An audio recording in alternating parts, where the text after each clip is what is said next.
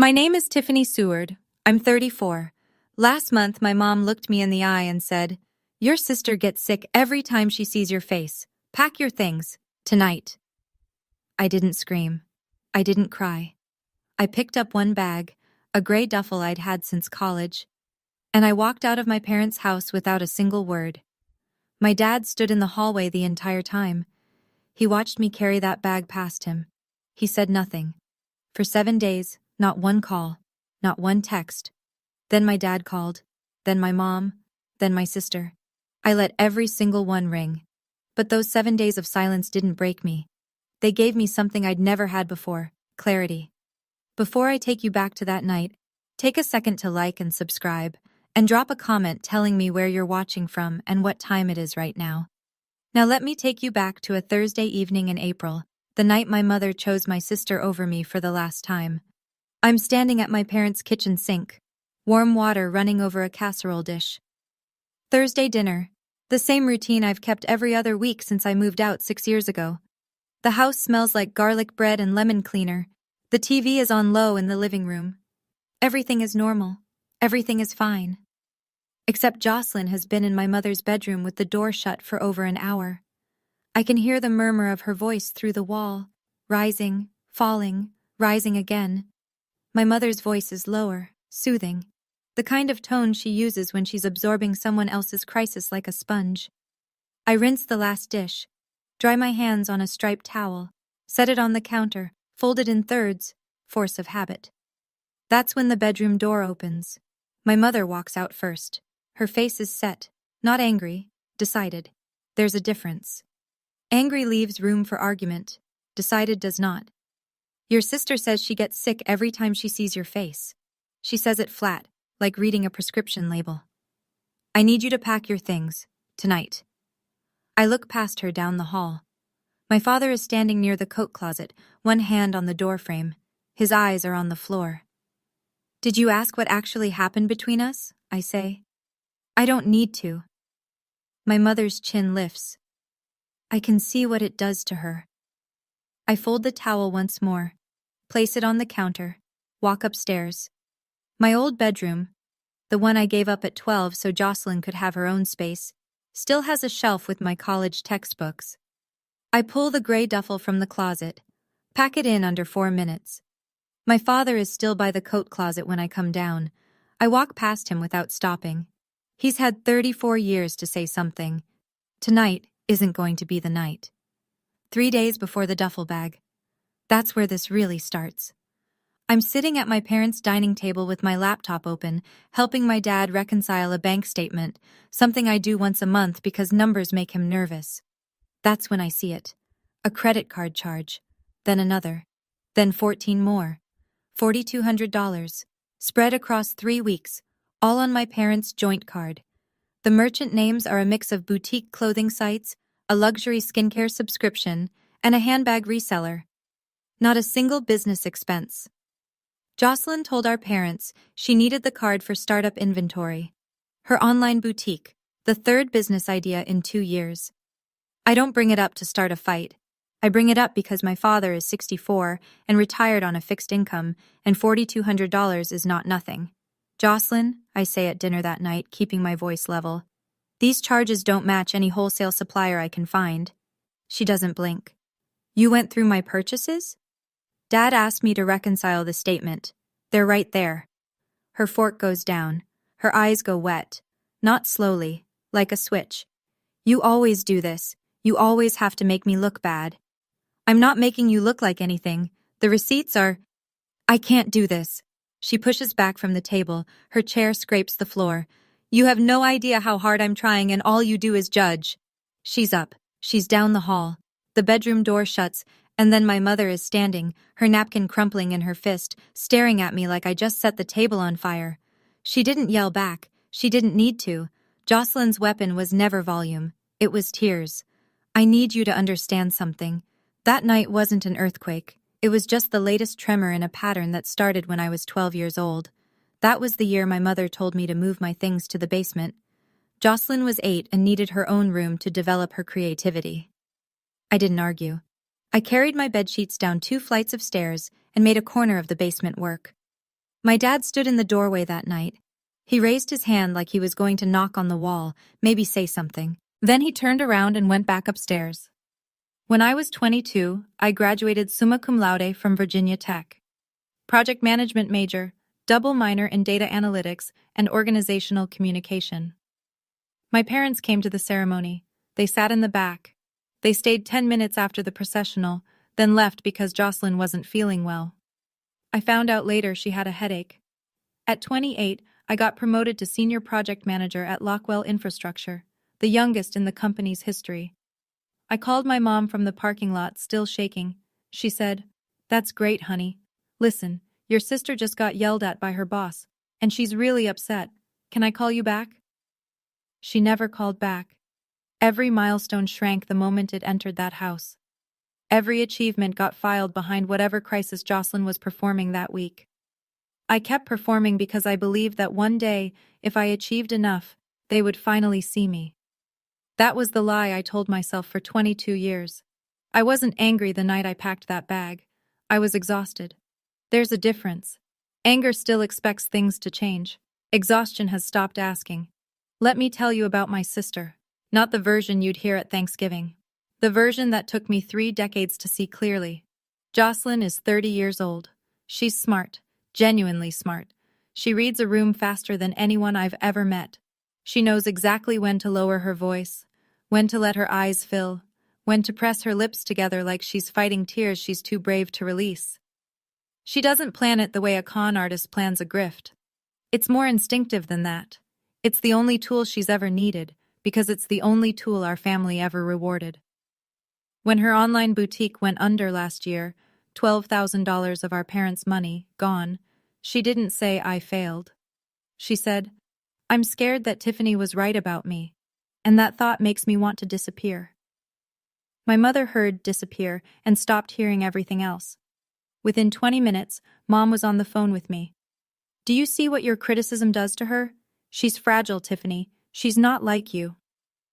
That phrase, "she's not like you," was the leash they kept me on for years. It meant, you're strong, so you absorb the damage. She's weak, so she gets the shield. But here's the thing about someone who never faces consequences. They never build the muscle to survive them.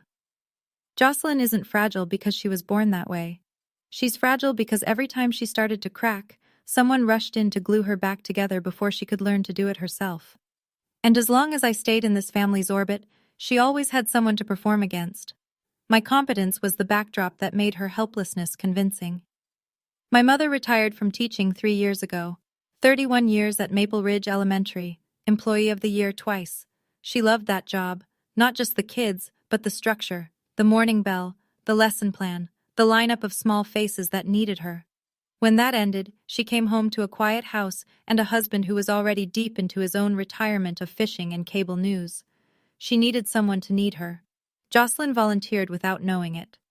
Every crisis Joselyn manufactured, the failed business, the boyfriend who left, the apartment she couldn't afford, gave my mother a classroom again. Someone to organize, someone to rescue, someone who proved that Linda Hale was still essential. I was the opposite problem. I paid my own rent at 22.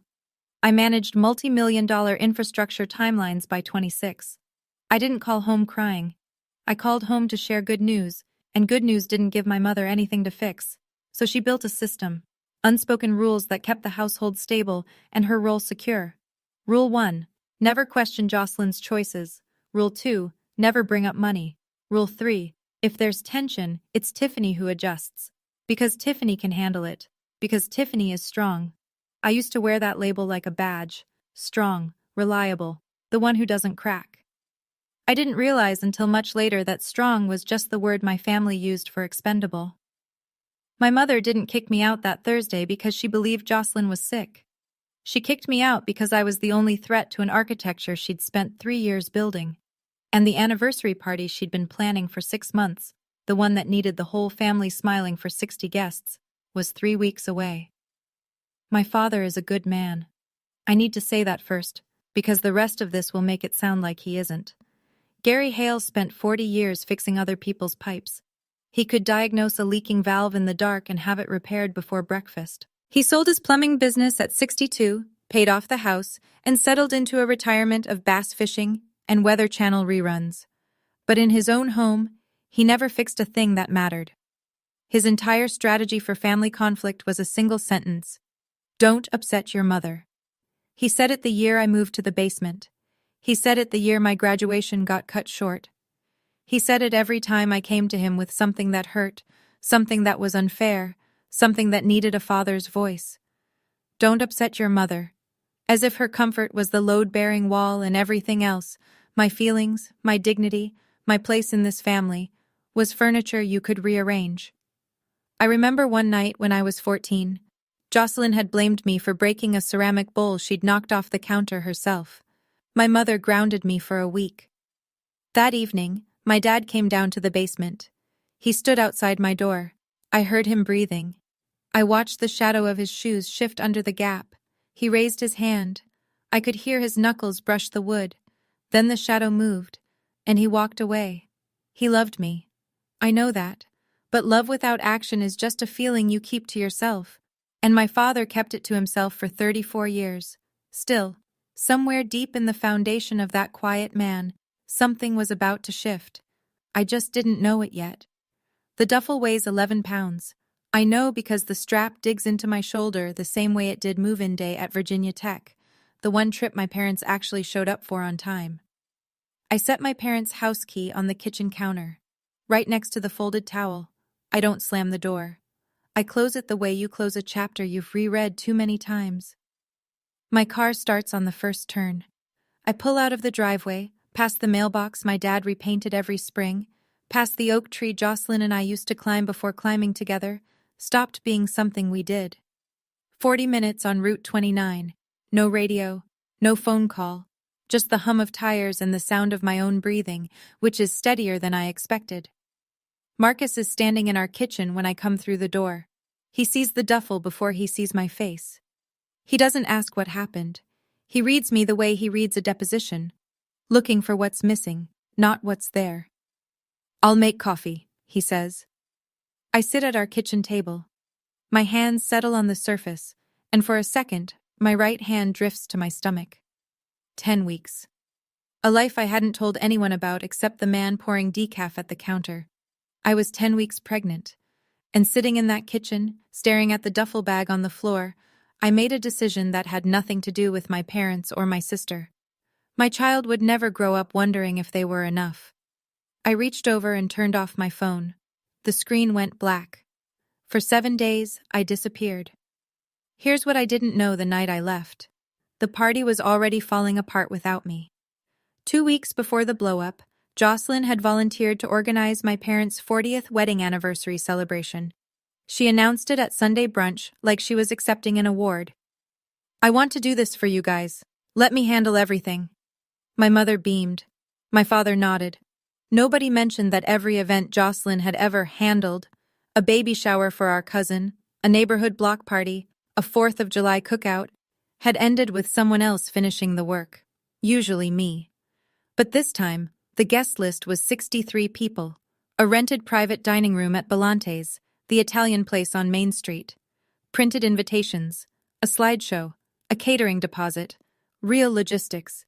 Joselyn had pitched the party right after her boutique folded. I see that now.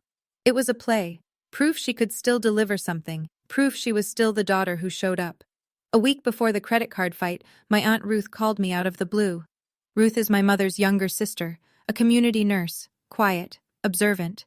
We'd never been close, mostly because my mother kept distance between us. "Tiffany," she said, "I want you to know something. Your mother is doing to you exactly what our mother did to me." I didn't understand what she meant.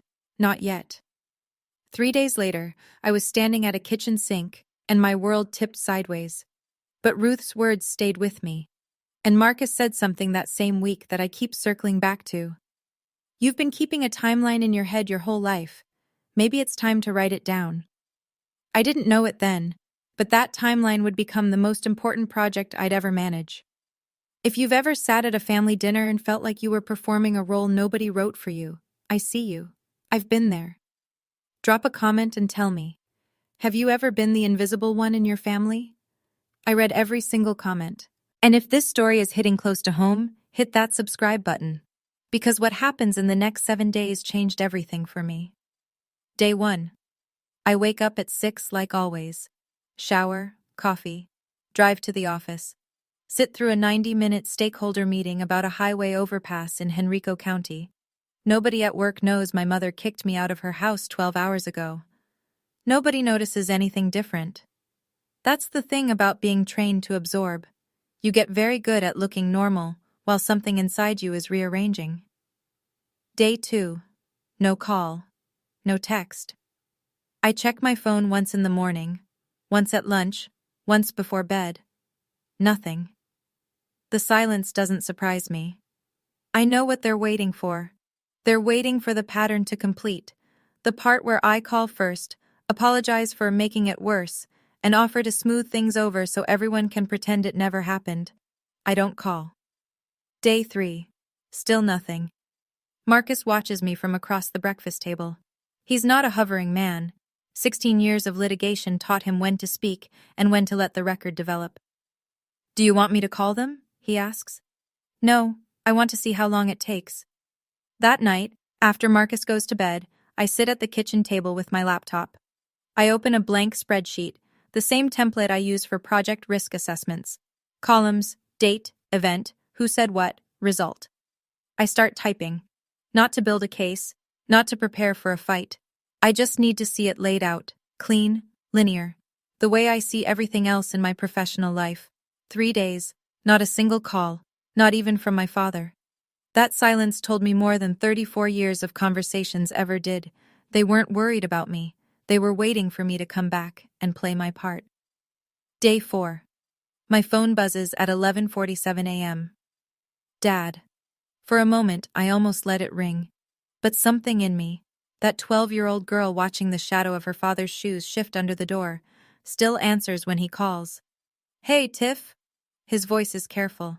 The voice he uses when he's measuring twice before cutting. Hey, Dad. Pause. I can hear the TV in the background. Some game show. The dishwasher running. Normal sounds from a house that expelled me 4 days ago. So, your mother's been upset. The anniversary party is in 3 weeks and we need to figure out the seating chart. I let 10 seconds pass. I count them. Is that why you're calling, Dad? He clears his throat. I'm calling because we need to talk about this. You had a chance to talk about it. You watched Mom tell me to pack my bags and you said nothing. That's not fair, Tiff. Exactly. I hang up. Marcus is in the doorway of my office. He heard the whole thing. He doesn't ask what happened. He just leans against the frame and waits. He called about the seating chart, I say. Marcus exhales through his nose. Not a laugh. Something closer to confirmation. My mother kicked me out of her house because my sister said my face makes her sick, and my father called 4 days later to talk about where people sit at dinner. I close my laptop, place both hands flat on the desk. The spreadsheet is still open behind the dark screen, 6 entries so far. Dates, names, consequences. I'm not coming back to make their anniversary comfortable. I'm done being the padding between this family's furniture. Marcus nods once. That's all I need. Day 6. 2 missed calls from Mom, 1 voicemail. I don't listen to it right away. I let it sit on my phone like an unopened bill. You know it's there, you know what it probably says, and you know it won't say what you actually need to hear. Marcus is the one who accidentally plays it. He picks up my phone thinking it's his, same case, same ringtone, and the voicemail starts before he can stop it. He holds it out to me, eyebrows raised. I press play. Tiffany, this has gone on long enough. My mother's voice is clipped, efficient, classroom voice. Your father and I want you at the anniversary. Joselyn is willing to put this behind her. We all need to move forward as a family. That's it. 43 seconds. I listened to it twice. Not because I missed something, but because I want to be sure I'm hearing what I think I'm hearing. Notice the framing, I say to Marcus. I'm in project mode now. The same part of my brain that catches scope creep in a contractor's email is dissecting every word. Joselyn is willing. Not we're sorry, not we were wrong. Joselyn is willing to forgive me for something I didn't do. Marcus tilts his head. That's not an apology. That's a job offer. Show up, perform, keep quiet. And the deadline is the anniversary. I save the voicemail, not as evidence, as a reminder. The next time I start doubting myself, the next time that old habit of absorbing kicks in, I want to remember exactly how my mother sounded when she chose choreography over honesty. She didn't call to check on me. She called to manage me. And for the first time in my life, I could hear the difference. Day 7. The text comes at 9:14 p.m. I'm on the couch with a mug of chamomile, feet tucked under a blanket, reading a project brief on my tablet. Marcus is in the study reviewing depositions. My phone lights up. Joselyn. It's long, 4 paragraphs. I read it once, then read it again with the part of my brain that reviews stakeholder communications for hidden agenda. Tiff, I know you're hurting. I'm hurting too. This whole thing has been so hard on all of us. Mom and Dad are devastated. I hate that our family is going through this right now, especially with the party coming up. Can we please just be sisters again? I miss you. I really do. The party won't feel right without you there. Mom put so much work into it and it would mean everything to her. Can we just move past this? For them? 4 paragraphs. 3 mentions of the party. 0 mentions of what she actually said about me. 0 acknowledgement that her words got me removed from my parents' home. She doesn't apologize because, in her version of events, she's not the one who did anything wrong. She reframes the entire conflict as something that happened to both of us equally. This whole thing has been so hard on all of us, as if she didn't strike the match. I screenshot the text, add it to the spreadsheet. Row 14. Joselyn wasn't reaching out to mend a relationship, she was casting a role. She needed me back in position so the anniversary could go on as planned. The full family portrait, everyone smiling, no empty chairs to explain. I don't reply. But that night, after Marcus falls asleep, I pick up my phone and call someone I should have called years ago. Aunt Ruth. Aunt Ruth picks up on the second ring. Her voice is calm, like she's been sitting by the phone waiting for this exact call. I was wondering when you'd reach out, she says. Ruth is 58, a community nurse in Charlottesville, the kind of woman who takes your blood pressure while telling you a story about her garden. Steady hands, warm tone, nothing wasted. Ruth, I need to ask you something. What did you mean when you said Mom is doing to me what your mother did to you? She doesn't hesitate. Your grandmother had 2 daughters, Linda and me. Linda was the one who got the new shoes, the first choice of bedroom, the praise at the dinner table. I was the quiet one, the responsible one, the one who was told to keep the peace. I close my eyes. I know this script. I've been living it. Your mother didn't invent this, Tiffany. She inherited it. She was the favorite, and she learned that families work by picking one child to protect and one to sacrifice. When she had daughters of her own, she did what she knew. Why didn't you say something sooner? I tried. 15 years ago. Your mother cut me off for 5 years, called me jealous, told your father I was trying to cause problems. We only reconnected because I stopped pushing. Ruth's voice drops. The difference between me and you is that I waited too long. I let 30 years pass before I stood in front of a mirror and said, "This wasn't my fault." Don't make that mistake, Tiffany. I'm quiet for a long time. Then she says one more thing. If you're going to that party, don't go alone, and don't go empty-handed. I didn't understand what she meant. Not yet. The invitation arrives by mail. Cream-colored cardstock, gold foil lettering. The kind of stationery that costs more per sheet than some people spend on lunch. You are warmly invited to celebrate 40 years of love, Gary and Linda Hale. My name and Marcus's are written on the inner envelope in Jocelyn's handwriting. I recognize the looping J she always uses for capital letters, the way she dots her I's with little circles instead of points. Tucked inside is a note from my mother, written on her personal stationery, the lavender set she's used since I was in high school. We want the whole family there. This is bigger than any argument. Love, Mom. I read it standing at the kitchen counter. Marcus reads it over my shoulder. They didn't invite you back into the family, he says. They invited you into the photo. He's right. 63 guests, friends from church, neighbors from the cul-de-sac, extended family from both sides. If I'm not there, people will ask questions, and questions are the one thing my mother can't control. I turn the invitation over. On the back, in small print, Event coordinator, Joselyn Hale. Marcus catches it too. She's coordinating a 60-person party? She can't coordinate a grocery list. It's not a joke. It's the truth. Every group project, every family gathering, every shared responsibility, Joselyn commits big and delivers small. The follow-through has always fallen to someone else. I set the invitation on the fridge with a magnet, not because I've decided to go, because I want to look at it every morning and ask myself the same question: what am I walking into, and why? 2 weeks until the party. The clock is ticking for everyone, especially Joselyn. Ruth keeps me updated. Not out of gossip. She's been invited to the party too, and she watches the way a nurse watches a patient whose vitals are shifting. Joselyn's in over her head, Ruth tells me on a Tuesday evening phone call. She booked a caterer, then found out she went $1,500 over budget. Your mother approved the overage without blinking. Your father asked where the money was coming from. First real argument they've had in months. I can picture it. Dad standing in the kitchen, reading glasses pushed up on his forehead, holding a catering invoice like it's a plumbing estimate gone wrong. She also called your cousin Megan to help with decorations, Ruth continues. Megan said no. Apparently Joselyn promised to help with Megan's baby shower last spring and backed out the day before. What about the slideshow? She asked your mother to pick the photos. Linda spent 2 days going through albums. I don't say anything for a long moment. Ruth fills the silence. She's drowning, Tiff. She's been swimming in the shallow end her whole life, and now she's in the deep water. I think about that image, the shallow end. Every time Joselyn struggled, even a little, someone lifted her out before she could learn to float. And now the water's at her chin, and she's looking for the next hand to grab. For the first time in my life, I don't feel the pull to be that hand. How are you doing, honey? Ruth asks, her nurse voice, checking vitals. I'm okay. I'm thinking. Good, that's good.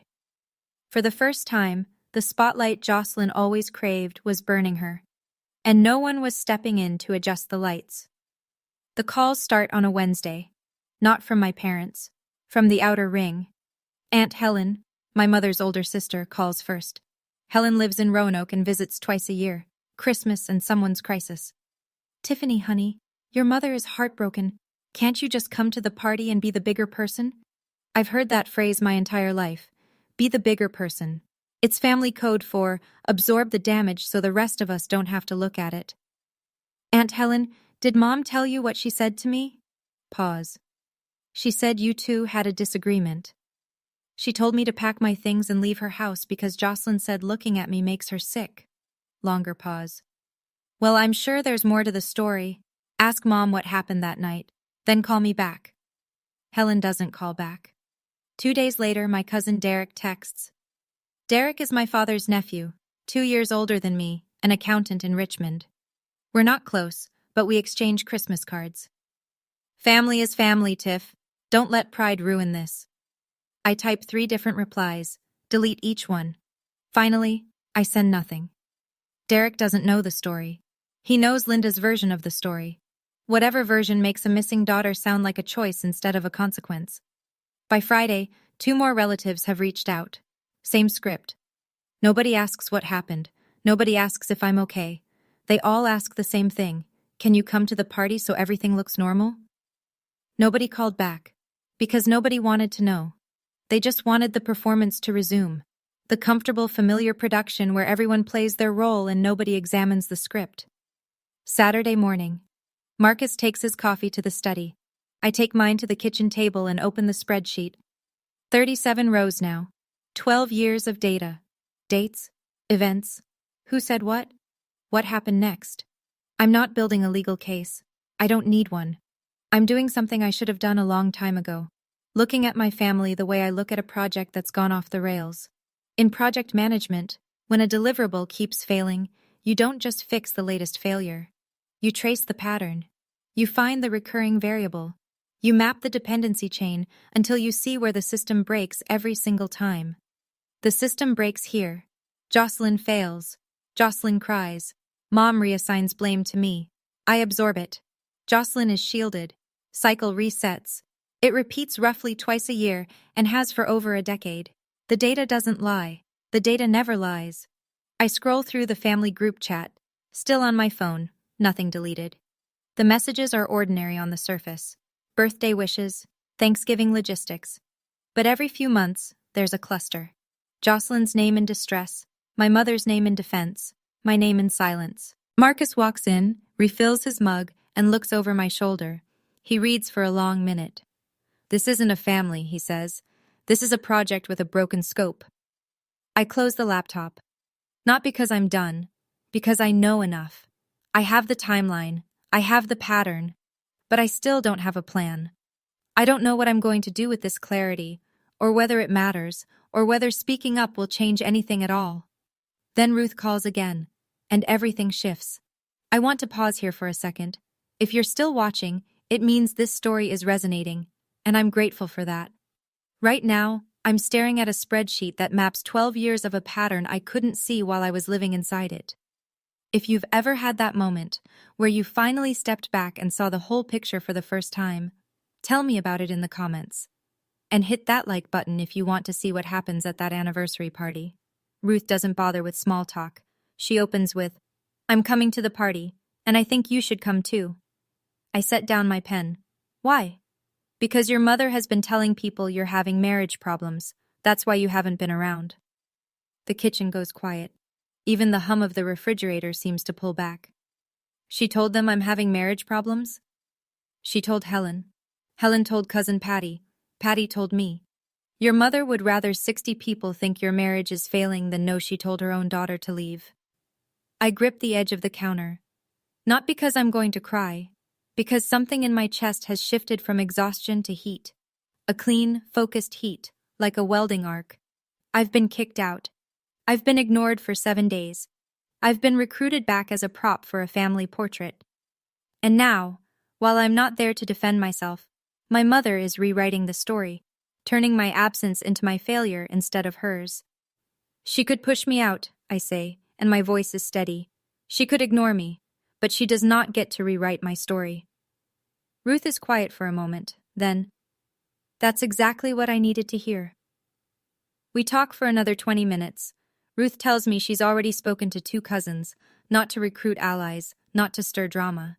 She asked one simple question. "Has Linda ever told you what actually happened between her and Tiffany?" Nobody knew. Every single person Ruth asked had only heard my mother's version, the version where I was the difficult one, the one with the temper, the one who couldn't let things go. They deserve the truth, Tiff. All of them. That night, I sit across from Marcus at the kitchen table. The spreadsheet is closed. My phone is face down. The invitation is still on the fridge, held up by a magnet shaped like the state of Virginia. "I'm going," I say. Marcus sets his fork down. He doesn't look surprised. He looks like a man who's been waiting for a verdict he already knew. "Are you going for them, or for you?" "For me." I put my hand on my stomach. Still flat, still invisible, just like everything else about me in that family. And for the person I'm carrying, I refuse to pass this pattern down to another generation. Marcus nods. He doesn't try to talk me out of it. He doesn't try to plan it for me. He just says, "What do you need?" "I need you there, and I need Ruth there, and I need to walk in knowing exactly what I'm going to say if the moment comes." If the moment comes, or when? I think about that. I won't force it. But if Joselyn performs, if she stands up in front of 60 people and rewrites history one more time, I'm not sitting there and smiling. I call Ruth that evening. She picks up before the second ring. "I'm coming to the party." "Good. I'll be at the table near the door. You'll see me." I don't write a speech. I don't rehearse in front of a mirror.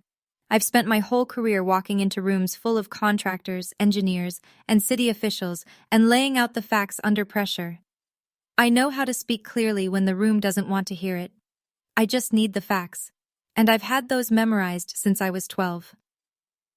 5 days before the party, Joselyn calls. Not a text this time. A call. Her voice is different. The softness is gone. She sounds like someone reading from a checklist. Sharp, impatient, managing. "Mom needs you there, Tiffany. You owe her that." Oh. That word lands heavier than she intends it to. "I'll be there," I say. Nothing else. Silence on the line. Then, "Wait, you will?" I said I'll be there. Oh. A beat. Okay. Good. That's good. She wasn't expecting that. Every script she's ever run ends with me pushing back, her escalating, and Mom stepping in to finish the job. I just skipped 3 acts, and she doesn't know what to do with the space. What time should we? I'll handle my own arrival, Joselyn. She hangs up. I can feel the confusion through the deadline. Meanwhile, Ruth has been doing her own quiet work. Not campaigning, not gossiping, just asking a single question to a handful of family members. Did Linda ever tell you what actually happened? Not one of them had the full story. Uncle Ray, my father's older brother, a retired postmaster with no tolerance for nonsense, told Ruth flat out. Linda said Tiffany was going through a rough patch. That's all we ever heard. A rough patch. That's what my mother called getting thrown out of her house at 10 o'clock on a Thursday night. Ruth didn't correct anyone. She didn't give them her version. She just planted the question and let it sit, like a seed in a crack in the sidewalk, small enough to ignore, strong enough to grow. Joselyn wanted me at that party. She just didn't want me there with my voice. Saturday. The morning of the party. I stand in front of the bathroom mirror at 7 a.m. My reflection looks the same as it has every other morning this month. Same jawline, same tired eyes, same faint crease between my brows that deepens when I'm working through a problem. But something behind the face is different, settled, like a building after the scaffolding comes down. I choose a charcoal blazer over a camel blouse, simple, clean. The kind of outfit I'd wear to a board presentation. Professional enough to command attention, understated enough to let the words do the work. Marcus is already dressed. Navy suit, no tie. He hands me a glass of water and studies my face. You sure you want to do this? I've been sure for 7 days. I just needed 7 days to understand why I'm sure. We drive the 35 minutes to Belante's in near silence. Not tense silence.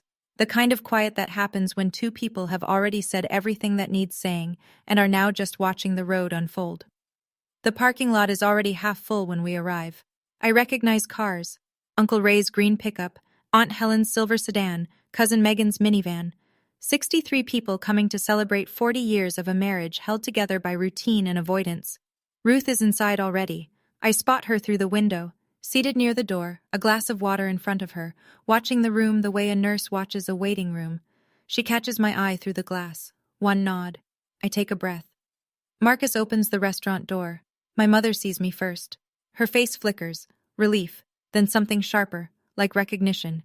Her smile comes fast, but her eyes go straight to my posture, my blazer, the way I walk in. She knows something is different. She just can't figure out what. Belante's private dining room is draped in ivory and gold. Round tables for 8. A head table at the front with a 40 years banner and a 2-tier cake that Joselyn almost certainly didn't bake. The room smells like garlic, warm bread, and expensive candles.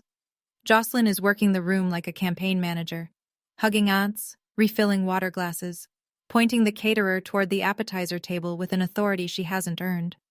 She's wearing a coral dress and heels that click on the hardwood every time she crosses the floor.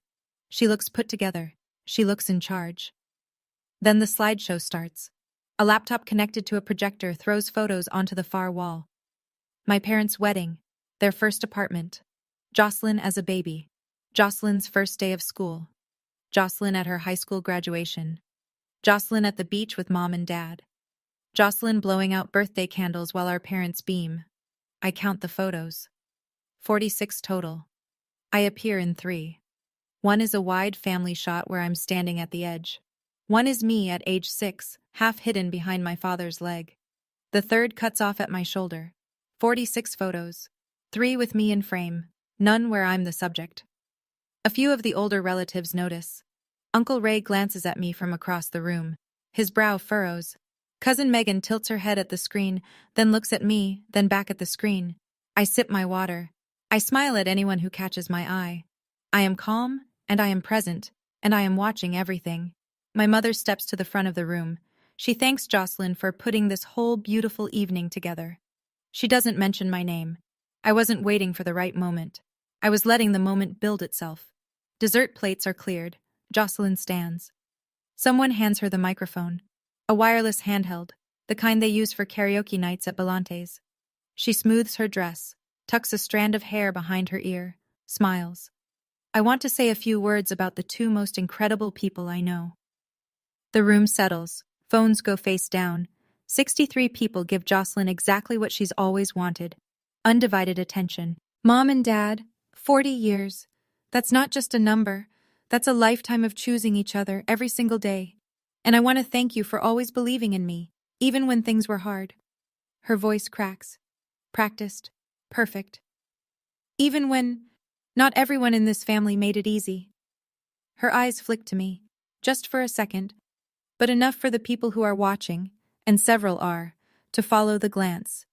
Uncle Ray shifts in his seat. Aunt Helen looks at her napkin. But family is about forgiveness, Joselyn continues. And I'm so glad that my sister is here tonight, because it shows that we can move past anything. She raises her glass. The room follows. My mother dabs at her eyes with a cloth napkin. My father lifts his glass without looking at me. To Mom and Dad, to 40 more years, and to family. Messy, imperfect, beautiful family. The room clinks. Applause. Joselyn sits down to hugs and shoulder squeezes, and my mother whispering something in her ear. I set my glass down, untouched. She just rewrote the entire narrative in front of 63 witnesses. She made herself the gracious forgiver. She made me the one who needed forgiving. And every person in this room now carries her version of events. She sat down.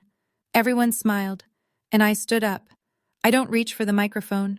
I don't need it. The room is small enough, and my voice has always carried when it needed to. I'd like to add to that toast, if that's all right. 63 faces turn. My mother's hand freezes on Joselyn's shoulder. My father's glass stops halfway to his lips. Joselyn said family is about forgiveness. I agree. I keep my voice level. Project room steady. The same tone I use when a contractor misses a deadline and the room is full of people who don't want to hear it. But forgiveness requires honesty. And there's been very little honesty in this family for a very long time. The clinking stops. The last murmur dies. 3 weeks ago, my mother told me to pack my bags and leave her house. That night. No discussion, no questions, because Joselyn told her that looking at my face makes her sick. A ripple moves through the room. Not sound. Movement. A cousin leaning forward. An uncle setting down his fork. Aunt Helen's hand going to her mouth. Nobody in this room was told that. Some of you were told I was having marriage problems. That's not true. My marriage is fine. I was removed from my parents' home because it was easier to remove me than to hold my sister accountable for $4,200 she charged to our parents' credit card on personal items she called business expenses. Joselyn's face drains of color. My mother starts to stand. Tiffany, this is not the place. You chose the place, Mom. My voice doesn't rise. It doesn't need to. You chose a party with 60 people over a single honest conversation with your daughter. The room is silent. Not uncomfortable silent. Listening silent. I'm not here to ruin their anniversary. I'm here to tell the truth in a room that's only ever heard one version. I don't raise my voice. I don't point. I keep both hands at my sides, and I speak the way I speak in a project review. Calm, specific, dated. When I was 12, I was moved to the basement so Joselyn could have her own room. When I was 22, my parents left my college graduation early because Joselyn had a headache. When I was 28, I called my mother to share a promotion I'd worked 6 years for. She told me Joselyn's boss had yelled at her and asked if she could call me back. She never did. I pause. Let the room absorb it. Every time Joselyn struggled, I was blamed. Every time I succeeded, it was minimized. And every time I tried to talk about it, I was told I was too sensitive. Then Ruth stands. She doesn't rush it. She rises the way she does everything. Measured, deliberate. Her nurse is calm, filling the space. She's telling the truth. Ruth's voice is steady. I watched the same thing happen to me in this family 30 years ago. Our mother did it to Linda and me, and now Linda has done it to Tiffany and Joselyn. The room turns to my mother. Linda's face is white. Her mouth opens, then closes. Her hand grips the edge of the table. My father stares at his plate. His jaw is tight. Uncle Ray speaks from the second table. His voice is low, direct. A retired postmaster who spent 40 years dealing in fax and zip codes. Is that true, Linda? You kicked her out? My mother doesn't answer. She looks at Joselyn. Joselyn looks at the floor. 63 people. One question. No answer. I didn't come here for revenge. I came here because 60 people in this room deserved to know who they were toasting. Joselyn stands. Her chair scrapes the floor, the same sound it made 3 weeks ago at that dining table when she pushed back and ran to Mom's bedroom. But this time, there's nowhere to run. The room is full. The door is 30 feet away. And every face she turns to is waiting, not rescuing. You're lying. Her voice shakes. Not the practiced tremble. The real kind. The kind that comes when the ground you've been standing on turns out to be someone else's floor. You're always lying about me. Nobody nods. Nobody rushes in. Nobody says, let's all calm down. The room holds still. My mother tries. This is a family matter. We don't need to. Uncle Ray cuts in. His voice carries the way only a man who's spent decades behind a service counter can manage. Then why are 60 people here, Linda? Joselyn's eyes sweep the room one more time. She's looking for the lifeline. The sympathetic face, the outstretched hand, the person who will say, it's okay, honey, and fold her back into safety. She doesn't find it. She picks up her clutch from the table, walks toward the door. Her heels click on the hardwood, slower now, unsteady. She doesn't look back. My mother follows. The door swings shut behind them. I stay standing for another 3 seconds. Then I sit down. Marcus puts his hand on my knee under the table. Not a squeeze, just presence. My father is still in his chair. He hasn't moved. He hasn't followed my mother out. For 34 years, Gary Hale's instinct in every family crisis was to follow Linda's lead, close the door, and wait for the noise to stop. He stayed. And for the first time in 34 years, that meant something. Ruth finds them in the parking lot. I know because she tells me later, on the phone that night, after Marcus and I have driven home in the kind of silence that feels like decompression after a deep dive. Linda was standing next to the catering van, gripping Joselyn by the arm, not gently, the way you grab someone you're terrified of losing control over. Look what you did, my mother was saying. Look what your drama caused. I told you to invite her and keep it simple. I told you to manage it. Joselyn pulled her arm free. Me? She's the one who stood up and... You told me she makes you sick. You gave her the ammunition. Ruth said she watched this for 10 seconds before stepping forward. She'd spent 30 years avoiding this conversation. Tonight she wasn't leaving without having it. Linda, Ruth's voice cut through both of theirs. You're doing it again. My mother spun. Stay out of this, Ruth. I stayed out of it for 30 years. That was my mistake. Ruth looked at Joselyn, spoke directly to her, not past her. Your mother was the golden child in our family. I was the invisible one. Our mother chose Linda every single time, and now Linda has done to Tiffany exactly what was done to me. Joselyn stood very still. She doesn't protect you because she loves you more, Ruth said. She protects you because she needs you to need her. The moment you stop needing her, she has nothing. My mother didn't speak.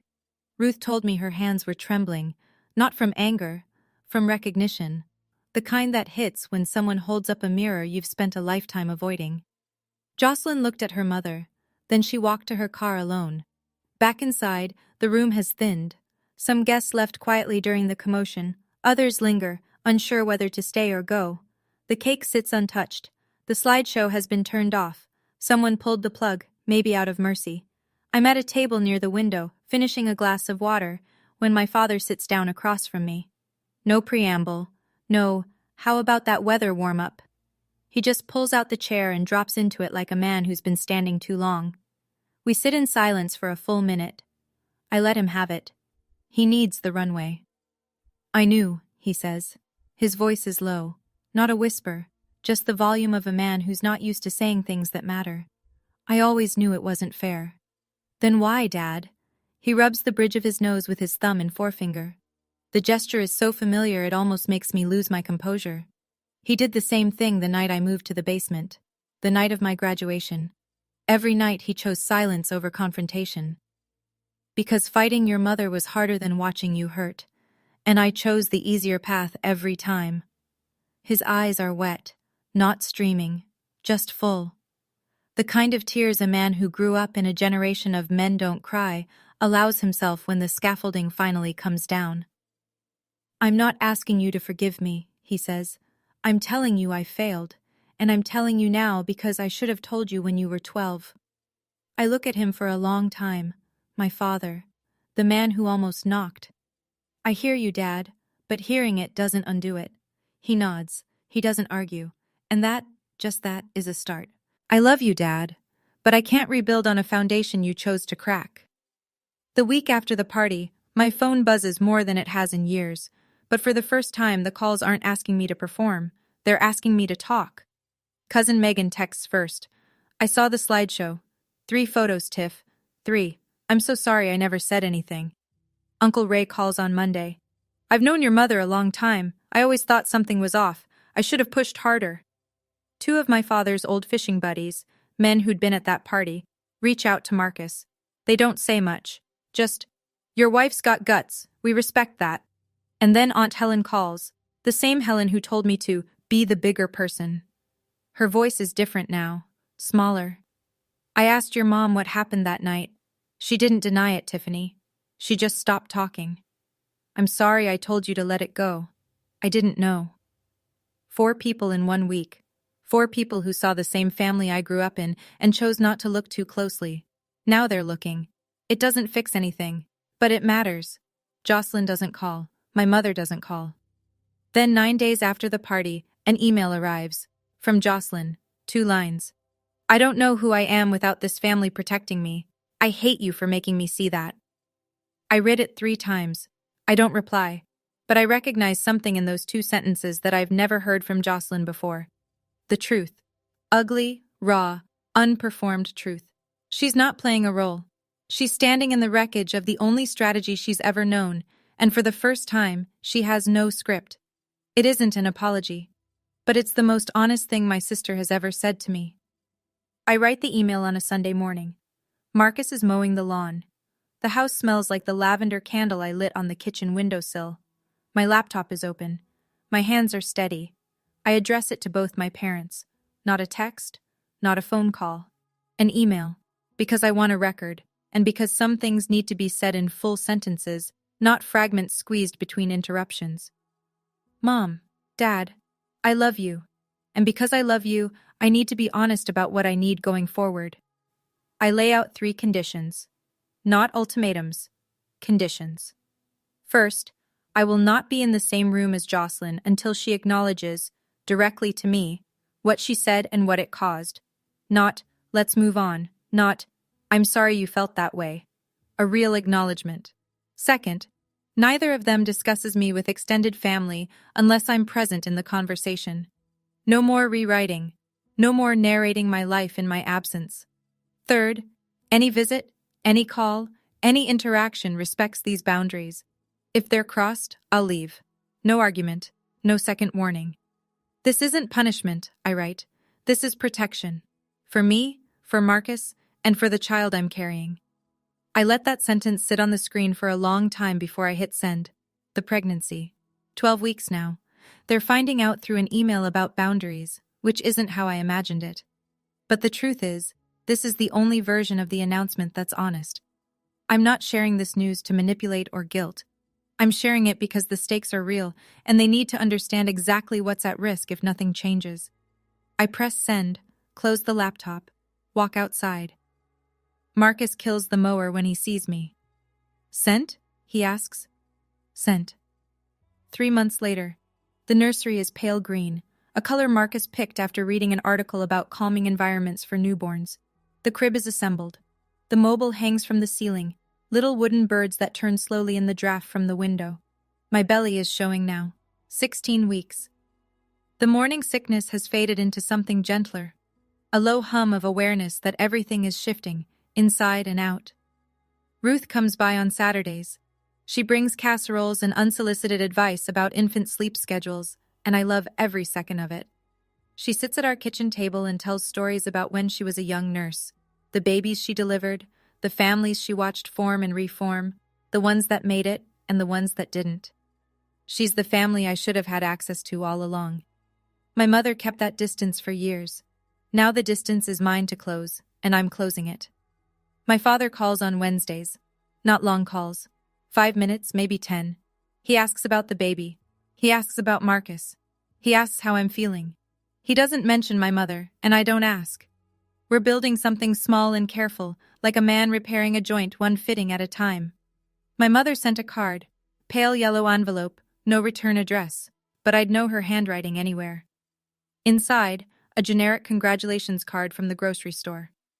Below the printed message, in her careful teacher's script, I'm trying. 2 words, not enough, not nearly enough, but more than I expected.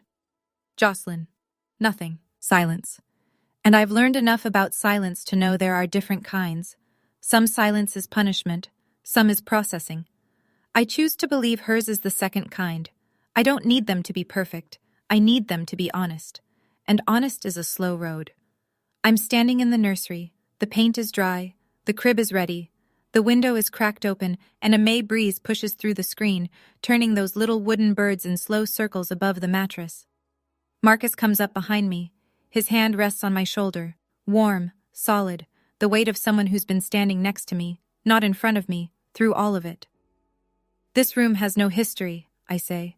No patterns, no roles, just space. He doesn't say anything. He doesn't need to. I look at the closet. Inside, folded on the top shelf, is the gray duffel bag. The one I packed in 4 minutes on a Thursday night. The one that weighed 11 pounds. I washed it, folded it, put it away. I didn't throw it out. It's part of the record. But I don't need it anymore. There was a girl who moved to the basement at 12 and didn't complain. A woman who graduated with honors and didn't get seen. A daughter who called home with good news and got silence in return. She kept showing up. She kept earning. She kept believing that if she just did enough, they would finally look at her. She was enough all along. She just needed 7 days of silence to finally hear it. I picked up one bag and left without a word. But the woman who walked out that door is not the woman standing in this room. This room is for someone new. Someone who will never have to earn a place in her own family. Someone who will be seen, not because she performs, but because she exists. Endurance is not a family value. Transparency is. And this is where the new pattern starts. That's my story. And I want to know, what would you have done? If you were standing at that anniversary party with 60 people watching, would you have spoken up, or would you have let it go? Drop your answer in the comments. Option A if you'd speak up, option B if you'd walk away quietly. Neither answer is wrong. Both take courage. And if this story reminded you of someone in your life, share it with them. Sometimes the bravest thing you can do is let someone know they're not invisible. There are more stories like this one in the description below. I'll see you there.